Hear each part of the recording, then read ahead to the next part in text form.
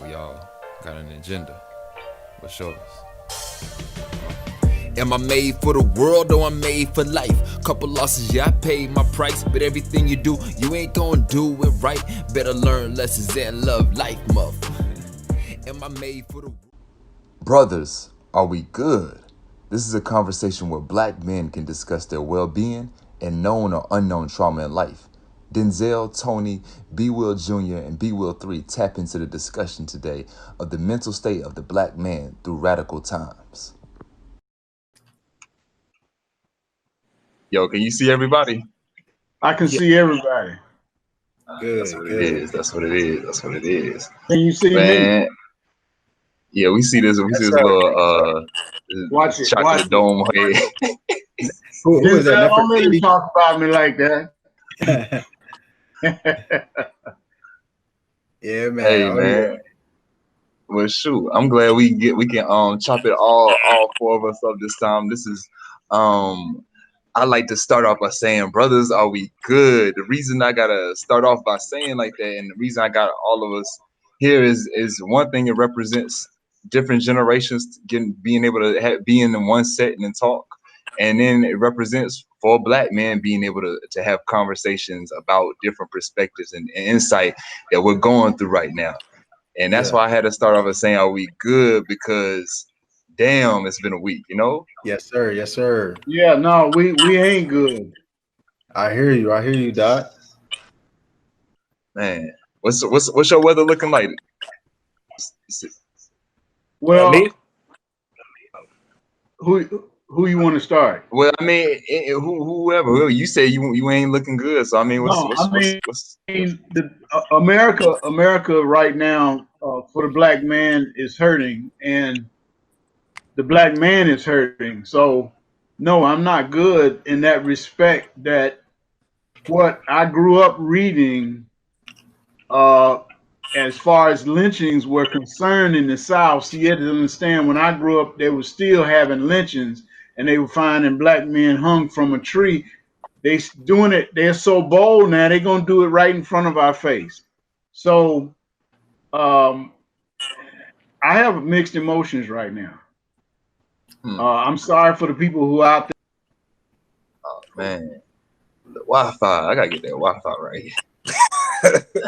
Hey man, he was on the road too, right there. Man, that's how it is, man. That's how it is, man. Dang, he was on the road last time. Right. But man, I'll hop right on in, man. Yeah, man.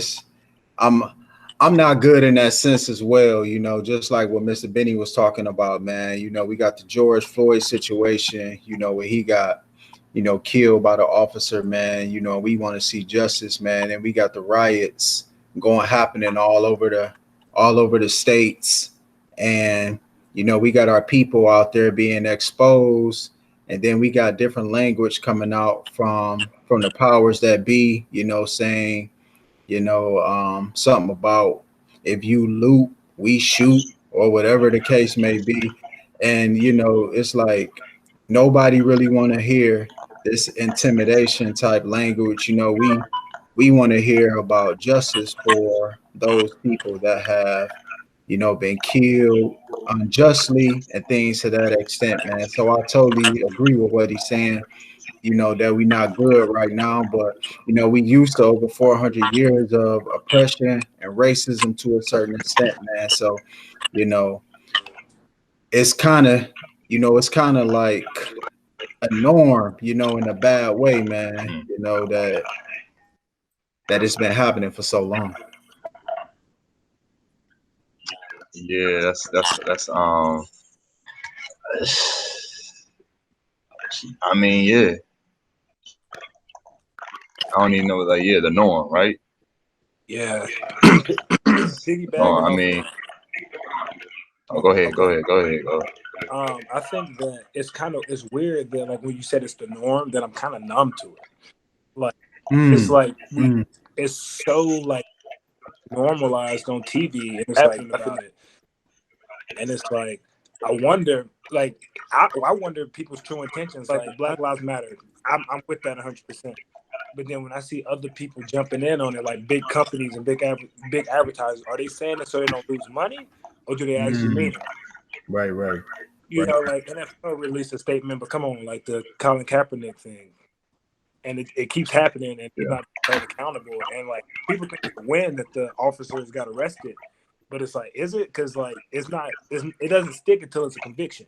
Right. And they keep getting off, and it's like, all right, like it's like I'm so numb to it that I'm just trying to like worry about me and mine, and understanding that sometimes it like I'm not with the narrative like do what they tell you to do. Like they shouldn't have been rah, they should have been this. But I know for me, with my stature and my size, like I'm gonna try to do everything possible. And that's not to promise that I still won't be okay. Like that's still I can still be shot. So it's not like I don't think that, but it's like, man, like I'm gonna try to make myself as least threatening as possible, feed their little egos, because I mean that's what it's about. Right. Ego, how dare this N-word, you know, talk back to me, I'm the authority, I'm the law, and all that stuff. So I try to do everything that I possibly can to make sure that it doesn't happen to me. And even then it's still not promised. Yes, sir. Man. Hey, Pops, I think you got I think it was, did you mute yourself? You had to. I think you had to unmute yourself. And you know, you were talking about like the norm, and I was gonna ask you too, because with all of us in different types of fields of working, you know, Tony, you in you in a field where you with the youngins, you know what I'm saying? Oh yeah. Where, you know, you with the youngins. You know, Denzel, you in industry where I'm curious to know what's the energy you feeling, because one from I don't know. You know what I'm saying? I don't know what's the energy you feeling. I'm in the entertainment as well. My pops, you in the sign world, so it's you're able to be in a position where you can kind of like distance yourself a little bit. So, but I don't know what's the energy.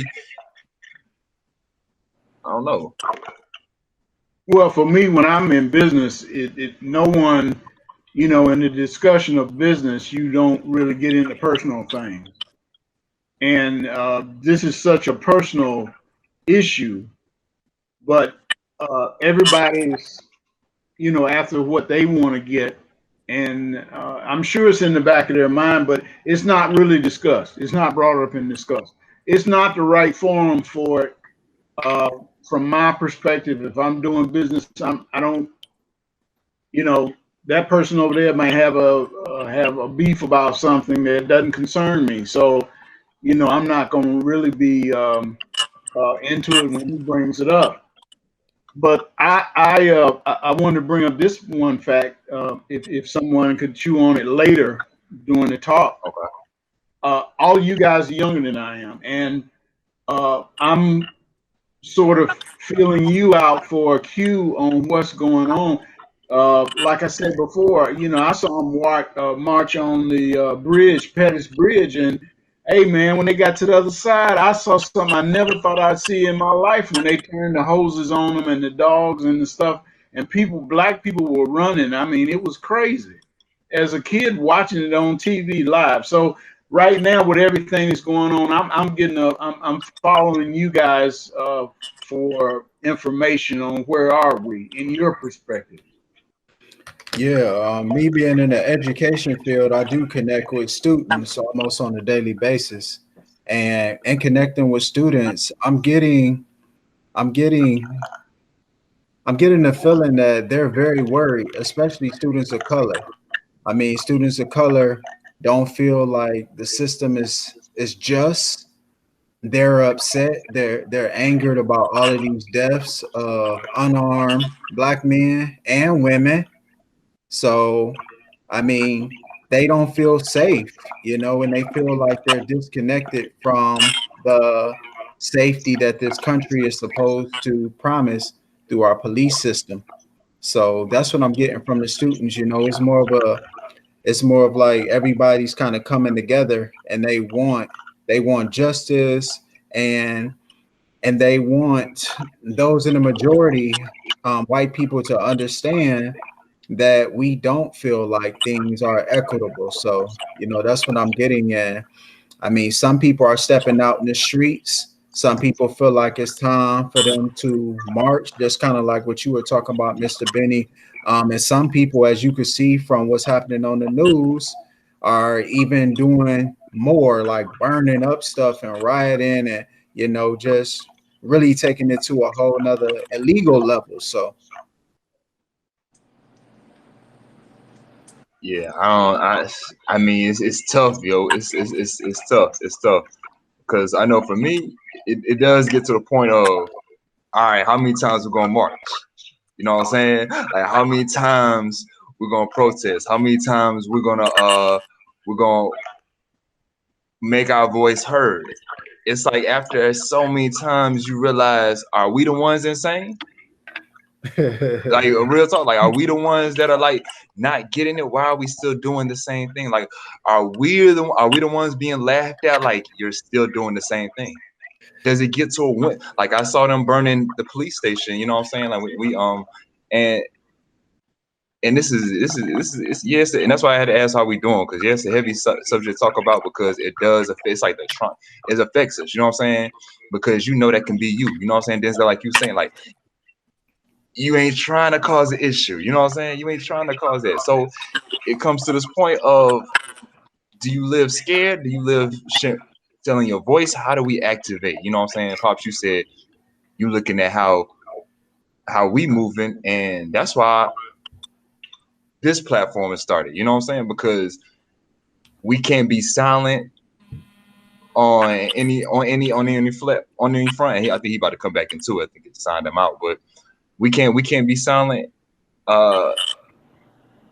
We gotta show them differently. You know what I'm saying? When I say them, I mean it's not just white people, because it's not just a fight against. It's not a fight against white people. It's not a fight against cops. It's a fight against racism. Mm-hmm. You know what I'm saying? As a black man, it's not. I don't walk out every day think about, oh, what white man is gonna say to me. It's about what racist is gonna say something to me. You know what I'm saying? Mm-hmm. So, you know, like my pop says, you kind of not talking about in the workplace, but I mean, does it get to a point? I was in the store the other day. They said, how they asked me how I'm doing. I said, I'm living black in America. You know what I'm saying? Like, does it get to a point of where do we cross the lines of having these conversations? Yeah, you're right. I don't think we can live. If we're true men, and that means true to ourselves, we can't live in fear. I know I can't. At the same time, I have to understand I've got a young man as a son that's going out every day and dealing with the BS that's out here, and I hope that the spirit can engulf him and deliver him back in the evening so I can see him again. So, but you can't live afraid, because I mean, I can't. No, I was an athlete. I can't live afraid. I'm just put it like that. Ain't built like that. So man, you got a few different dynamics, you know, that we seeing right now that's starting to build up on these front lines in our different cities. You know, if you're talking about Charlotte, you're talking about Minneapolis, all the way down to Atlanta.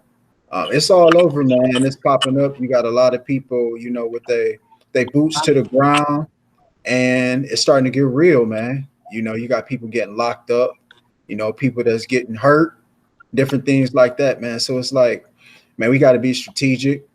And I'm not trying to hop on here and act like I know all the answers, you know, to what move to make, you know, to get the things that we want put into place. But I mean, we did have people, just like what Mr. Bennie was saying, that have pretty much already walked these lines before. If you talk about, you know, like our heroes from the civil rights movement. So, I mean, we could look at some of the heroes. We could also look at some of the villains, you know, and we can see, you know, how they went down in history. You know, some people have been raised up, some people have been put down as, you know, people that did negative things for the movement, but it was still a movement when you look at it from a whole, you know, from a holistic perspective. So some of the people that may not have kind of gone down in history as heroes, they still affected the outcome, which was us getting the right to vote and things like that. So, okay, I hear you, Tony. Let me play devil's advocate for you. I want to know. And Denzel, I want to hear from you what you think too. What well, all right, we gotta get that Wi-Fi right. But that Wi-Fi says no. That Wi-Fi said no. Hey man, hey man, he dropping router.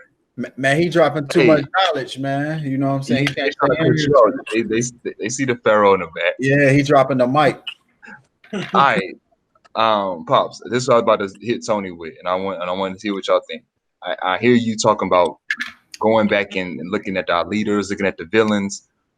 That's where I'm at though, and that's why my question, especially with you and working with the youngins, is our youngins and my age too. Like we looking at that like, okay, what's the boiling point though? You know what I'm saying? Like, what is the boiling? Yeah, we know. You know what I'm saying? It's like one of those things is we know. What is the boiling point? And that's I guess that's the irritating part is like being a black man is like, I know what's up. Well, the thing is the boiling point, you know, has already been into effect, in my opinion. I mean, when you think about slavery as a whole, man, I mean, that's basically the boiling point, man, because they took away our ancestors' livelihood, their freedom. I mean, you couldn't buy property. You weren't even treated as a human. So, I mean, if you go all the way back in history, man, there was a lot of boiling points. And then there was a lot of revolts, right? I mean, there was a ton of revolts, man. A lot of people got killed. So, I mean, I think that's kind of like the epitome of a boiling point, right? Rioting, people get killed, you know, you want your freedom. So if you fast forward to where we at right now, you know, you got another black man and women that's getting killed. So we talk about boiling point, you know, you got the people that's not being heard, which is our community to a certain extent. Now they starting to rob stores, they're starting to burn up police cars, you know, they're starting to just boil over. And then I think it'll just be similar to some of the patterns that we've seen in the past, which could be some type of revolt. And me working with students, I look at that as like, I want to see them protected because that's the future, even though I know that a student will be the number one person that's going to want to put boots to the ground and get out there and get at it, you know, but we got to be more strategic. And I think that's one of the reasons why some of the people in the movement, when you talk about the 60s, they didn't really vibe with Martin Luther King Jr. that well, because he always was thinking about, all right, so if we do that, then what will happen next? Or he seemed like he was too patient. He was too nonviolent. He was too slow to move, you know, and you had some of the younger religious leaders or civil rights leaders at the time, you know, like Black Panther Party, you know, some of the other Muslim movements like with Malcolm X, they didn't really vibe with them like that, you know, because they wanted justice and they wanted it right now. Yeah, I agree with that 100%. Like, although I don't agree with it as far as like looting and like there having to be a revolt, I remember reading in some book, it was a while ago, like it was like for a class, and it was saying like when it boils over, is like a revolt actually has to happen for change. I mean, think about Independence Day, like that happened. We got tired. Well, not us blacks, but like the U.S. I was about to say, yeah, we had no choice but to fight in the war. But like they were tired of it, and eventually they fought back. And I remember like the Tupac when he made this reference about like we asked with the Panthers, we're done asking. And he made an analogy about if there was food in the other room, you know, you might make a song about it, like, you know, we are hungry, please let us in, and then eventually get more and more aggressive to it, like, yo, we got to get what we want. And like I don't believe in violence. I don't think we should be violent, but I remember a Malcolm X speech, and I'm paraphrasing right here, but he said, in what situation do you turn the other cheek? Like if somebody hits you or something, like if you hit any other animal or something like that or anything, it's going to go into attack mode. So why are we always going to want to like turn the other cheek? Like how many cheeks we got? We only got two.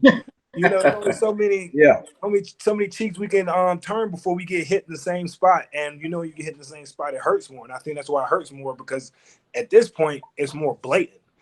Like you got videos of it now. Like we can see videos of them nonchalantly not caring. Like I know if I'm caught doing something wrong or I'm about to do something wrong, somebody pull a camera, I'm gonna change my tune. I'm not gonna stand up in it, like stand up in my like conviction of being wrong, especially if somebody's recording. So it's like I don't want it to get to that point, but I think that's what it's getting to. Like what Tony was saying, like there's a boiling point, and you were like mentioning the word boiling point, that when you get so mad, it's like I keep throwing out analogies, but like you get when they talk about being bullied and all that stuff. People are only bullies so long before they either fight back or kill the person because they're tired of it.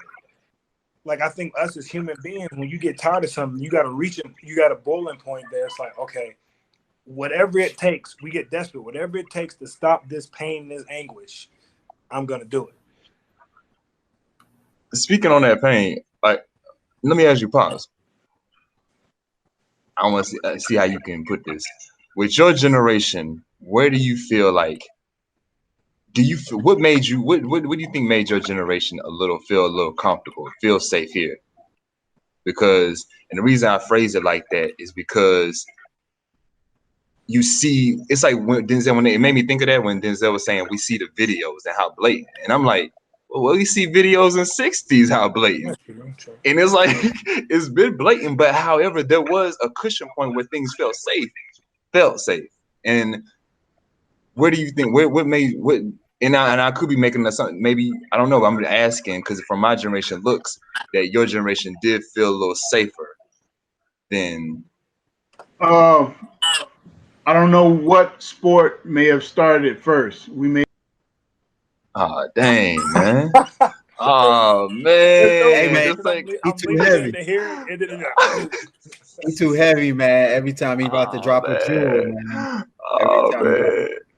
Dang, he's about to get into a bag. He's about to get into the sports bag. Right. I was excited. He said, I don't remember he about to say the sports. Oh, man. I felt like that was about to be a good one. Oh, man. Football. All right, here we go. All right. Let's come on, internet. Come on.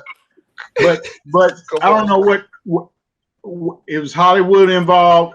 When we started getting into the mainstream media as black people, when we started getting roles in Hollywood that showed black people being able to have feelings, you got to understand there was so many movies made where you didn't have show any emotion as a black person. You just, where you were waiting on somebody at a table or whatever, you just did what you had to do and you were gone. But when we started getting into the media on a bigger scale, we started making more money on a bigger scale, we started being able to live in those neighborhoods that we weren't able to live in. Then things began to get a little easier. But see, it was always prevalent that they didn't want you. They tolerated you. They didn't want you there. They tolerated you. So we're going to give you a little piece of the pie, but we still, we're still going to be the big guys over here on this side. The other thing was that we're going to systematically, there were, people want to say, well, there's no systematic racism in America. BS. There is. It's systematically in every aspect that where we are involved in as a people.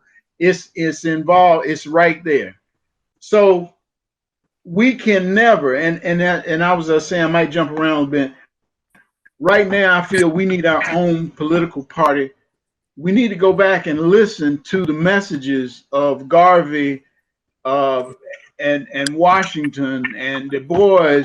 You need to go back and read what they were saying, because they saw it right then. They saw it then. We have not yet, and even with Martin Luther King and Malcolm X, we have not delivered ourselves to where we're supposed to be. So, yeah, there was a period of time when we could relax, but it was sort of, I would say, smoke and mirrors, because black folk are still getting killed.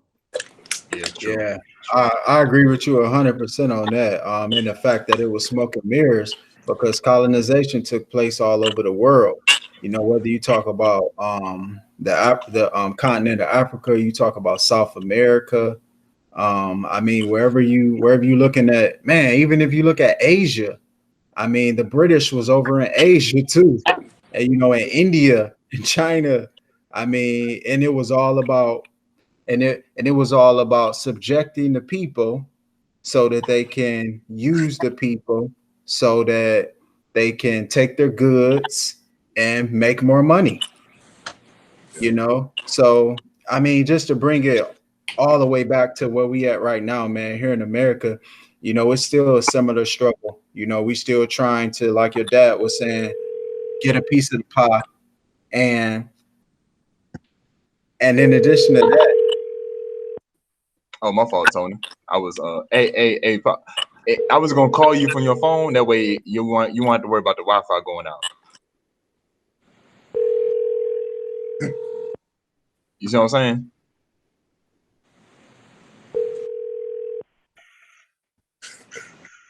Hey, can you hear me?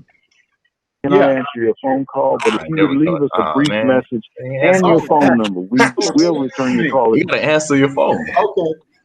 Hold on. I'm about to call you. I'm about to call you right away. I'm about to call you again. Okay. All right. Hold on. But yeah, answer on your phone. That way it won't go out. Okay. All right. Hang up on the computer. The call is being recorded. All right. I'm about to hang. All right. You good? Okay. Are we good? All right. Yeah. There you go. There you go. Stay like that. All right. All right. Cool. I know I cut you off, Tony. You on the roll. I had to get that one to make sure that was straight, because I know that right there, if we could just go through the phone, it would be straight. Right, man. I'm glad that you know, that he back, man, because he dropping them gems and it's just getting too heavy, man. You know, pushing them out. But man, I'll just make it short. And what I was gonna say was, you know, it was all about economic supremacy. You know, and when you talk about the emancipation of the slaves, you know, we were finally emancipated, but we weren't given economic freedom. So they might have had their so-called freedom and not being called slaves anymore, but they still didn't have rights, you know. And I think we're still fighting for those rights today. And I think that's the big thing, you know. It's been passed on, you know, from generation to generation, and somebody might call it a generational curse or whatever the case may be. But it's like that's why people are so mad right now, because we wouldn't think after all of these years we would still have to fight to be treated like human beings. Yeah. How are y'all moving then? So how are y'all moving? Like, how are y'all really consciously moving right now? And Pops, you got to unmute too. Consciously, man, like I said, I try to do whatever I can to stay out of the way of some of that stuff.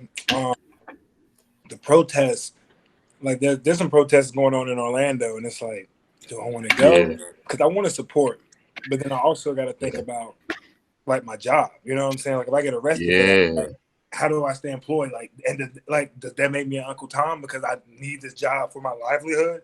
You know what I'm saying? Like, so it's like, how do I even navigate across this? Because it's just so many decisions that I have to make. Like, it's like damned if you do, damned if you don't. So just trying to figure out, like, it's kind of like trying to figure out the best decision of which, because both of them could come with consequences. Which one is worth it to me? And it's a weird decision to make, and I'm still consciously thinking about it. And man, Denzel, just to hop on, man, was exactly what you were talking about. That was one of the strategies that Martin Luther King Jr. and SNCC and all of those other civil rights groups used when they were really pushing forward with the movement back in the 60s. It was like they decided, should we have the older people do it, who got jobs, who got families, and all of this stuff. And they was like, nah, that wouldn't be the smartest move, because if they get locked up, then, you know, it's really going to take the legs out of the movement. So that's why they were cool with having the college students do it and stuff like that, and the younger students, because how bad is that going to look if they, you know, spraying the hoses, letting the dogs loose on kids? True. You know what I mean? So that's how the movement kind of moved forth, and that was a strategy that they also took too, because it's like, the older people had too much to lose. You know, so let's go ahead and put these young people out here and see if the police are still gonna beat them up with billy clubs and all of that stuff. So I mean, you know, we seen it in the history books, and that's pretty much how it played out. You know, but what I can add on to that though is that it took collaboration with people from different backgrounds, different cultures, different religions for everything to finally get passed when you think about it. And I think Lyndon B. Johnson was the one who put, you know, the bill through, or whatever the case may be. But I know Martin Luther King Jr. was working with a lot of people from different faith groups and other things to get the bills passed. Right.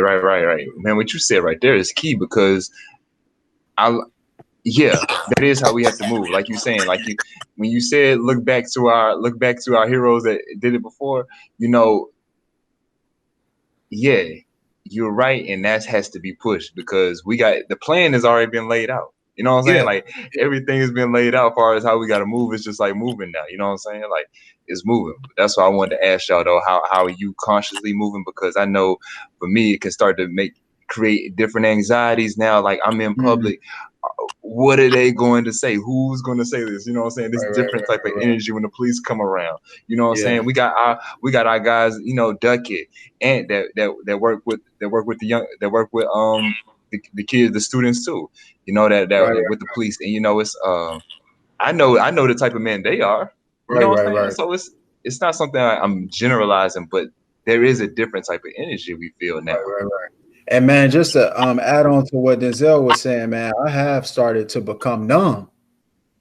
Wow. I mean, because of years of racial profiling, years of being put in a box, being stereotyped, years of like what Mr. Bennie was saying with the systematic racism and things like that. You know, you become, I'll say myself, I become numb to a certain extent, but I'm still hopeful.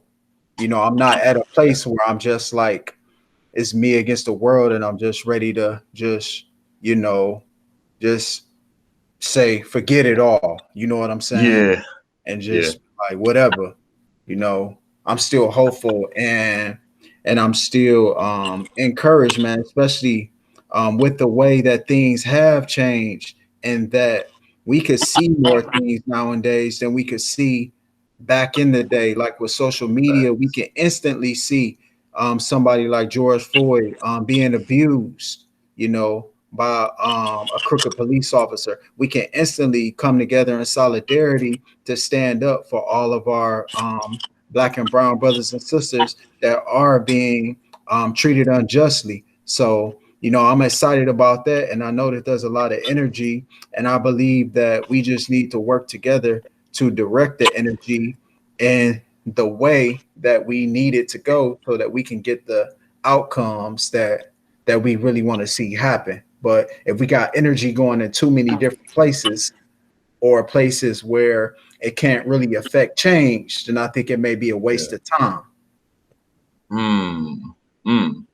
That is the thing, not being a waste of time. But dang, I wish I could get my pause. I can't unmute you, so I don't know how to get you back right. Dang, hold on. Before we go out, let me see if I can get on one more time. We gotta get some ending words. Right. Gotta get the OG back in here. And I like what you said too, Denzel, because that was like real, and that's a real thing. I think we all have thoughts about, depending on what position we're in. You know what I'm saying? Is this gonna make me like a sellout if I don't? You know what I'm saying? But it's like, you can't. When it comes to speaking up on the truth, you just speak on the truth. You know what I'm saying? You can't not hide away from the truth. It just becomes then how you deliver it. You know what I'm saying? Like you said, being arrested, you got to make a smart move to be like, okay, I can't be out there, but there are ways you can do something. You know what I'm saying? That's why we have social media. So I like that you said that, because a lot of people feel like that, like, dang, I can't do something right now because of the position I'm in right now. In this. Man, hey, Bennie, have you ever heard the story about Miss Rosa Parks? About Rosa Parks? Yeah, she wasn't the first one to get arrested from no in front of the bus. That was a strategy.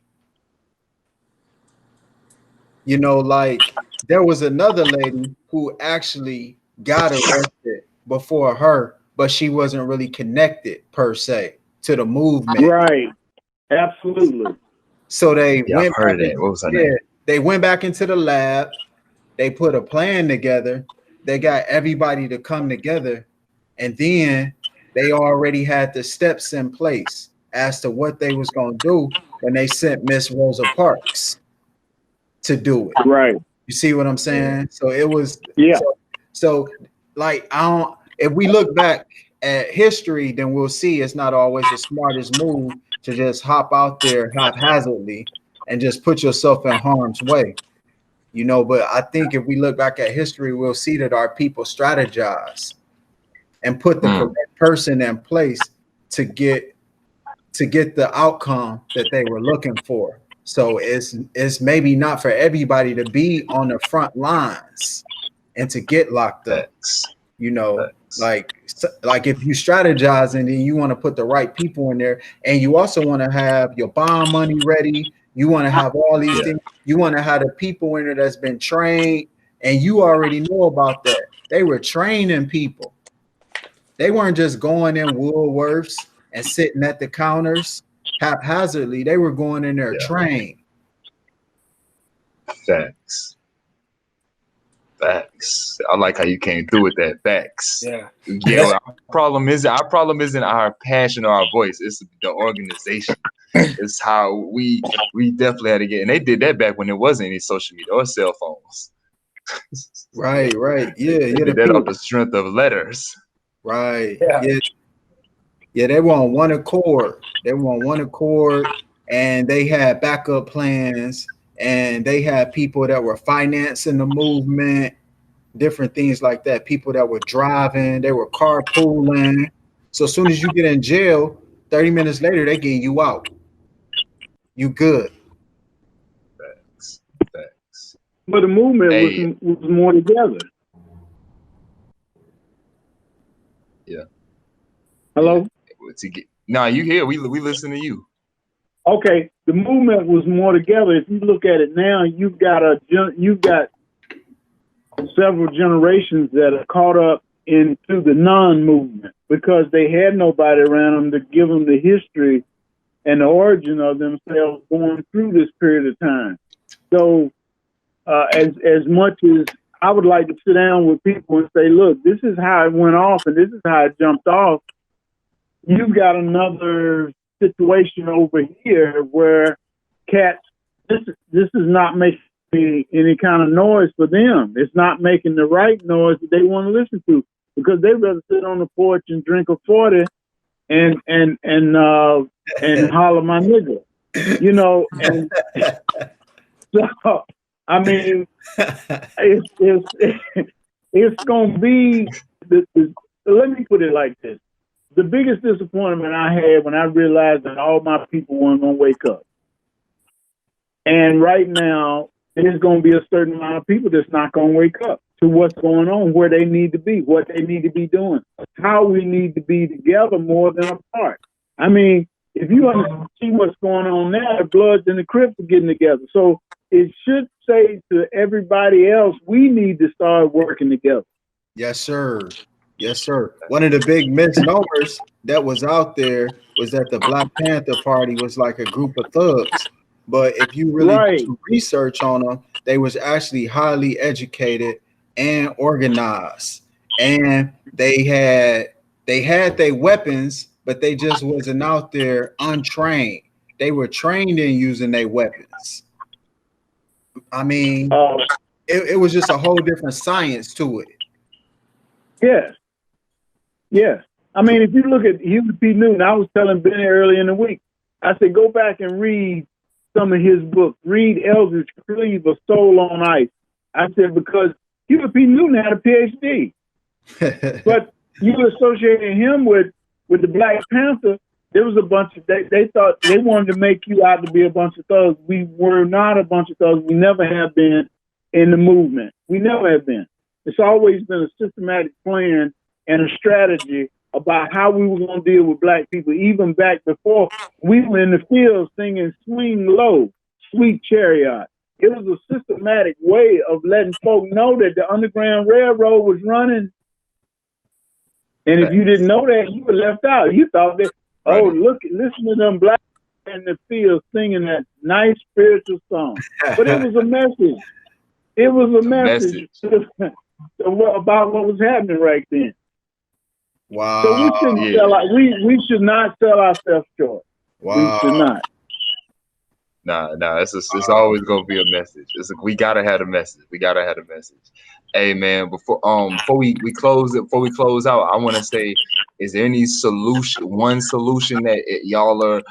You don't even try to like stress it, but if there is something that you can kind of like give somebody on how to move or strategize within ourselves right now, what would it be?